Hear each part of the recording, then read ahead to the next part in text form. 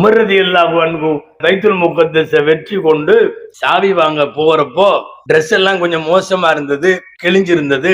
கூட இருக்கிற ஒரு சாலிம் ரலியல்லாஹு அன்ஹு, பக்கத்துல இருந்தவங்க அபு உபைதா ரலியல்லாஹு அன்ஹு, இவங்க எல்லாம் சொன்னாங்க, கொஞ்சம் ட்ரெஸ் எல்லாம் நல்ல ட்ரெஸ்ஸா போட்டு கெட்டப்ல ஒரு கெத்துல அப்படி போலாமல்ல, இந்த கிழிஞ்சு போன கந்தலான ட்ரெஸ்ஸை போட்டு போனா நம்மள ஒரு மாதிரி கொஞ்சம் மட்டமா பார்ப்பாங்கல்ல, நீங்க கொஞ்சம் மாத்திக்கலாம்னு சொல்லப்போ அவங்க சொன்ன வார்த்தை, அல்லாஹ் இஸ்லாம் என்கிற ஒரு கண்ணியத்தை எனக்கு தந்திருக்கிறார்.